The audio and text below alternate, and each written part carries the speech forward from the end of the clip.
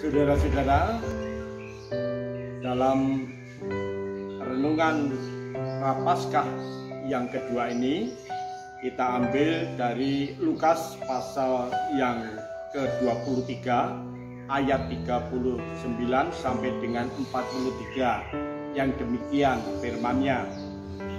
Seorang dari penjahat yang digantung itu menghujat dia, katanya, "Bukankah engkau adalah Kristus?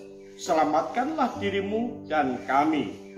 Tetapi yang seorang menegur dia, katanya, "Tidakkah engkau takut juga tidak kepada Allah, sedang engkau menerima hukuman yang sama? Kita memang selayaknya dihukum, sebab kita menerima balasan yang setimpal dengan perbuatan kita. Tetapi orang ini tidak berbuat sesuatu yang salah." Lalu ia berkata, "Yesus, ingatlah akan aku apabila engkau datang sebagai Raja." Kata Yesus kepadanya, "Aku berkata kepadamu, sesungguhnya hari ini juga engkau akan ada bersama-sama dengan aku di dalam Firdaus." Saudara sekalian, orang itu memang bisa salah, dan ada istilah tiada gading yang tidak retak. Jadi semua orang pernah melakukan kesalahan, entah itu dengan kata-kata, dengan perbuatan, atau juga dengan sengaja atau tidak disengaja. Orang bisa saja salah. Tetapi yang penting adalah adakah kesadaran di dalam diri kita kalau kita itu melakukan kesalahan. Kalau kita semuanya tidak sadar, maka apa yang terjadi? Kita akan menjadi orang yang sombong, kita akan menjadi orang yang pongah, dan kita tetap berjalan di dalam kesalahan kita. Oleh karena itu, mari kita bersama-sama belajar dari bacaan kita dari Lukas pasal yang ke-23 ayat 39 sampai dengan 43. Di sini tadi diceritakan bahwa Tuhan Yesus itu disalib bersama dengan dua penjahat. Saya kira disalib bersama dengan dua penjahat ini ada unsur kesengajaan, di mana Tuhan Yesus disamakan dengan para penjahat, itu memelecehkan Tuhan Yesus. Nah, di sini juga diterangkan kepada kita bahwa orang yang berada di sebelah kiri si penjahat itu, di sebelah kiri di mana Tuhan Yesus disalib, itu melakukan suatu penghinaan, hujatan dengan kata-kata, "Tidakkah engkau takut juga tidak kepada Allah, sedang kau menerima hukuman yang sama?" Jadi sebenarnya dia salah, tetapi tidak mengakui akan kesalahannya. Tapi yang menarik adalah orang yang berada di sebelah kanannya. Orang yang berada di sebelah kanannya itu berkata kepada Tuhan Yesus, ya, "Kita memang selayaknya dihukum, sebab kita menerima balasan yang setimpal dengan perbuatan kita. Tetapi orang ini tidak berbuat sesuatu yang salah." Atas dilanjutkan kata-katanya, "Yesus, ingatlah akan aku apabila engkau datang sebagai Raja." Luar biasa, saudara kalian. Di dalam kesalahannya, orang yang disalib di sebelah kanannya Tuhan Yesus menyadari akan kesalahannya. Bahkan dengan Tuhan Yesus, kepada Tuhan Yesus mengatakan, "Ingatlah akan aku apabila engkau datang sebagai Raja." Nah, dari sini sekalian, ini boleh dikatakan bahwa dia memiliki kesadaran dan kerendahan hati dan mohon pertolongan kepada Tuhan Yesus supaya Tuhan Yesus menolong, menyelamatkan dia.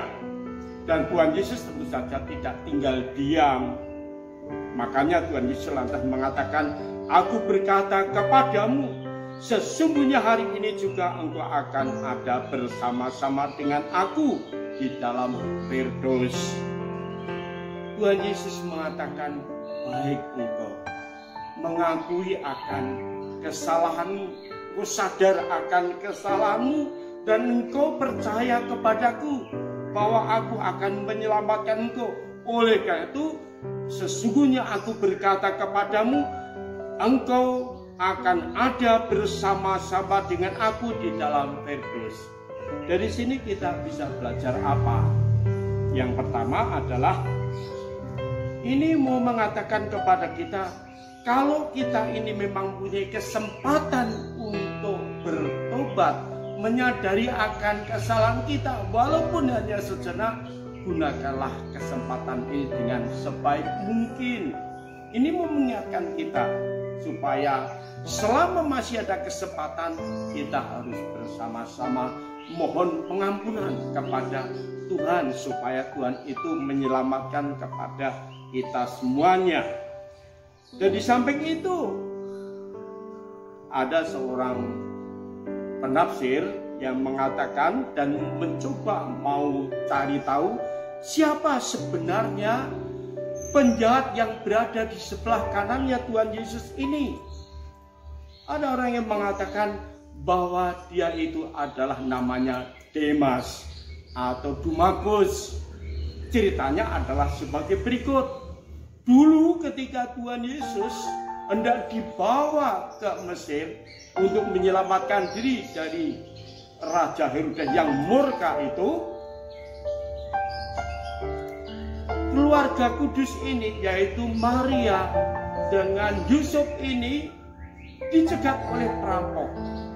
Nah, ada seorang pemuda yang hendak menyelamatkan karena melihat bahwa bayi ini kok elok, lain daripada yang lain.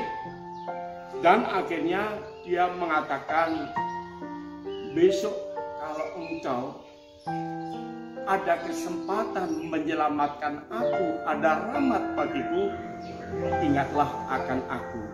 Dan ternyata akhirnya, ya tentu dalam pengalamannya tahu siapa Yesus itu, dan akhirnya ketemulah di Bukit Golgota, disalib bersama dengan Tuhan Yesus.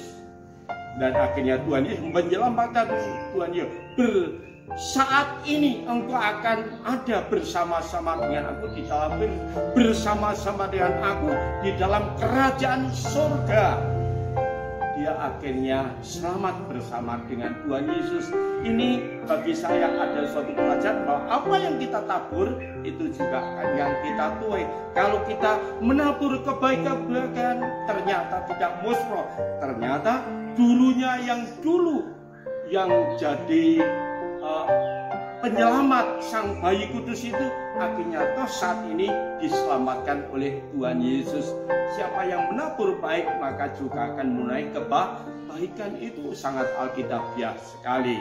Nah, oleh karena itu saudara kalian, mari kita bersama-sama merenungkan akan firman Tuhan ini, supaya memang kita salah, tetapi selama masih ada kesempatan kita harus menyadari kesalahan kita dan mohon pengampunan kepada Tuhan Yesus, maka Tuhan Yesus akan menyelamatkan kita semuanya.